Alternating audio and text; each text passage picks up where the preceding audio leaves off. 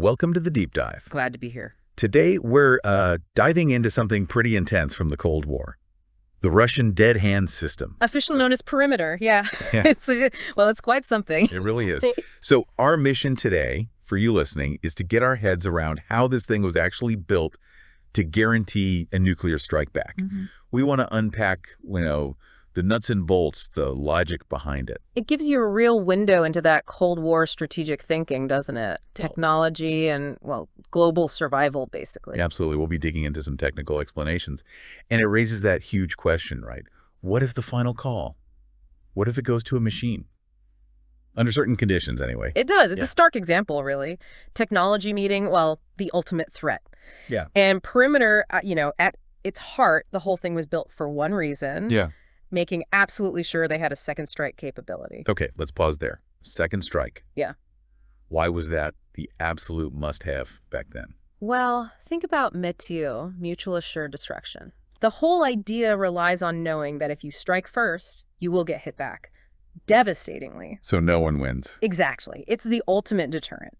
Perimeter was designed to make that guarantee rock solid for the Soviets. And now Russia. How so? By making sure that even if, say, a surprise attack wiped out their leaders, their main command posts, the retaliation would still happen, automatically almost. Wow. The goal was to make it impossible to stop the counterattack. That impossibility was the deterrent. Okay, so if that's the goal, how did it, see an attack coming? What were its eyes and ears? It wasn't just one thing, it had layers, a whole network for early warning. Layers, okay. Yeah, so you had seismic detectors, in the ground, listening for the specific vibrations of a nuke going off. Okay, detecting the impact itself. Right, and radiation sensors, too. They'd pick up the gamma rays, the neutrons, Yeah. the immediate signs of a nuclear blast. And the EMP, the pulse. Oh, definitely. The electromagnetic pulse, too, which is crucial because that can fry electronics, so detecting that was key.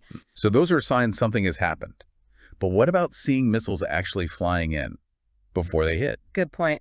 For that, they used satellites, infrared sensors up in orbit. Like the OCO system, or EKS now. Exactly, systems like that. They're basically looking for the massive heat signature from a missile launch, the plume, as it rockets upwards. Makes sense. And they also had over-the-horizon radars, huge radar systems for spotting missiles or even bombers really far out. So multiple ways to detect things, all feeding information in.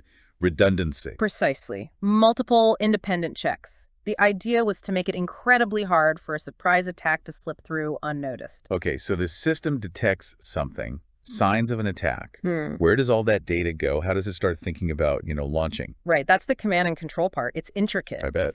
All that sensor data would funnel into a central hub, a really deep, hardened underground bunker, the perimeter node. Like Chekhov 2, the one your Moscow people talk about. That's a known example. Yeah, probably not the only one, but think of it as the main brain, processing everything. Okay. But critically, it wasn't just one central point. They built in redundant command centers, scattered around, decentralized. So if the main one got hit... Others could take over. Survival was key. And how did these places talk to each other? And talk to the missiles or the subs? Again, multiple layers. Resilience was everything. They used VLF radio, very low frequency. Right, the stuff that can reach submarines deep underwater. Essential for the ballistic missile subs. Then, hardened landlines, fiber optics, maybe older copper cables too, shielded against EMP. EMP proofing was a big deal. Huge. And then satellite links as well for backup, especially for things like mobile ICBM launchers or bombers. So redundancy everywhere, sensors, command centers, communications. It had to be. Okay, so detection happens, data flows through this tough network. But this idea of an automatic response, that still feels incredibly risky. How did it decide when? What was the actual trigger logic? Yeah, it wasn't just a simple switch. It used what they call threshold logic. Threshold logic. Meaning it looked at several factors together, not just one blip on a radar.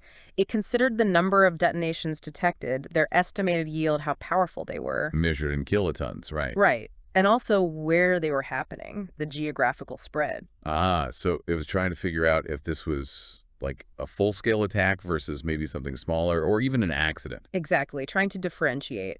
For example, it might only proceed if it detected, say, 10 or more big explosions hitting key military or government sites, something that clearly looked like a coordinated nuclear strike. Yeah, okay, that makes a kind of awful sense. Trying to avoid triggering doomsday over a single stray missile or something. Still, a computer making that call. It is chilling, and that's why the leadership checks were so vital. Leadership checks. How did that work? The perimeter system would periodically send out coded signals, encrypted pings, basically, to the top leaders, president, minister of defense, chief of staff. Like a check-in? Sort of.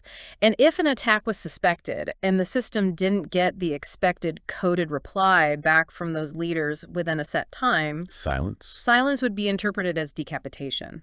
That the leadership was gone, unable to respond, that loss of contact was a critical trigger. It would push the system towards activation. But surely, even then, there had to be a person involved at the end. Yeah. A final go button pushed by a human. Yes, absolutely. That human in the loop part was non-negotiable, even for this. Okay, good.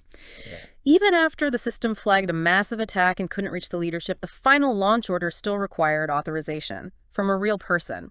A surviving duty officer, probably quite junior in one of those deep perimeter bunkers. It's junior officer. Wow, the pressure. Unimaginable. And they'd have to physically activate something, often called a dead man's switch. Eating. A control they'd likely have to hold down continuously. And if they let go, maybe they hesitate, maybe they're incapacitated. The launch sequence stops. So, a final human failsafe. A critical one. Okay, let's try and picture the whole sequence. From first detection to, well, the end, step by step. Okay. Step 1. Attack detection. Sensor seismic, radiation, satellites, radar, pick up signs of nukes or missile launches. Multiple signals, ideally. Right. Then, cross-verification. The system compares data from different sensors to rule out, or try to rule out, false alarms. Makes sense. Step 3. Threat assessment. The algorithms analyze the scale number, yield, location of hits, compares it to those preset thresholds. This is the big one. Okay. Step 4. Leadership verification. System tries to contact the top brass, sends the codes, waits for the reply. And if there's no reply? Then, step 5, authorization cascade. If leadership is silent, control effectively passes down the chain to that designated officer in the perimeter bunker. The one with the switch. Exactly. That officer gets the data summary, they have to assess it, confirm the attack seems real, and then make the final call. Authorize retaliation. And if they do? Step 6, retaliatory strike execution. If they activate that switch, launch codes get transmitted to any surviving ICBMs, subs, bombers. Like the Yars missiles, the Bulava sub-missiles? Things like that, yes.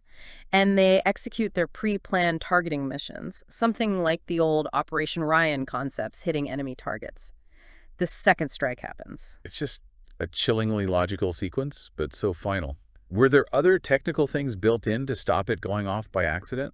Beyond the sensor checks and the human switch? Oh yeah, preventing accidents was a huge focus. We mentioned the multi-sensor fusion to reduce false alarms. Right. EMP hardening was vital too, shielding key parts with Faraday cages. Metal boxes to block the pulse? Basically, yes. And interestingly, they likely used older tech in places vacuum tubes instead of modern transistors. Vacuum tubes? Like in old radios. Why? Because they're much, much tougher against EMP effects than delicate modern chips. A bit of old school resilience. Clever, in a way. And the redundancy we talked about, multiple command centers, multiple communication lines, that also helps guard against single points of failure. And of course, that final human veto power, the manual override. Let's pull back a bit, the bigger picture. Yeah. Ethically, strategically. Yeah. What does a system like this mean? What does it say about the Cold War? Strategically, we've said it. Solidify deterrence. Make a first strike seem pointless because retaliation is guaranteed. It locks in MAD. But ethically? Wow. It's incredibly problematic, isn't it? The risk of a false positive is terrifying. What if a massive solar flare caused a huge EMP? Or some unforeseen tech glitch? The consequences are unthinkable. Exactly. And think about that officer making the final call, the psychological stress, the potential for error under that pressure. Yeah. And maybe the scariest part, once it's launched, you can't recall the missiles, there's no undo button, so escalation control goes out the window. You mentioned it came about in the 80s. What was going on then that made them feel they needed this ultimate backup? The 80s saw tensions ratchet up again. Remember Reagan's Star Wars plan? The Strategic Defense Initiative, SDI. Right, missile defense shields. The Soviets got really worried that SDI might actually work, or that the U.S. thought it might work, making a U.S. first strike seem more feasible. A strike that could wipe out their command structure before they could react. Precisely. Fear of decapitation. Perimeter was the answer to that fear. A guarantee that even if leadership was gone, the U.S. would still face annihilation. It really shows the depth of mistrust. And it wasn't really public knowledge for a while. No, details only started coming out in the 90s, after the Cold War, and it turned out to be more sophisticated, more robust than many in the West had assumed. So fast forward to today. Is this thing still running? Has it changed? Well, the exact current status is, classified, highly secret. Of course. But it's very likely that some version of Perimeter is still active. Yeah. It's probably been updated, integrated with newer Russian warning systems like their EKS satellites. Maybe uses AI now for some analysis. Potentially, yeah. AI and threat assessment seems plausible. But the core logic, that fail-safe guarantee of retaliation rooted in those Cold War ideas, that probably hasn't changed. The fundamental mission, ensuring a second strike, is likely still there. Right. So wrapping up this deep dive, Perimeter, the dead hand. It was built as the absolute final insurance policy for nuclear retaliation. Based on this complex web of sensors, automated checks, looking for specific attack patterns, but always with that final human sign-off needed. And lots of technical safeguards built in to try and prevent mistakes. EMP hardening, redundancy, the works. Yeah, it really is a stark example of that nuclear tightrope, isn't it? Where the threat of total destruction is the very thing supposed to prevent it. Absolutely. It embodies that ultimate terrifying gamble of the nuclear age, the ethical and strategic edge it walks. It's incredibly fine. It really is. And it leaves us, and you listening, with a pretty heavy thought, doesn't it? Yeah. With technology always advancing, AI, cyber threats, new weapons, and geopolitics constantly shifting, what does the future hold for systems like this? That's the question. How do we manage this balance between deterring war and the horrifying risk of accidental automated escalation in our modern world? Something to definitely keep thinking about. Indeed. Thanks for joining us on this deep dive.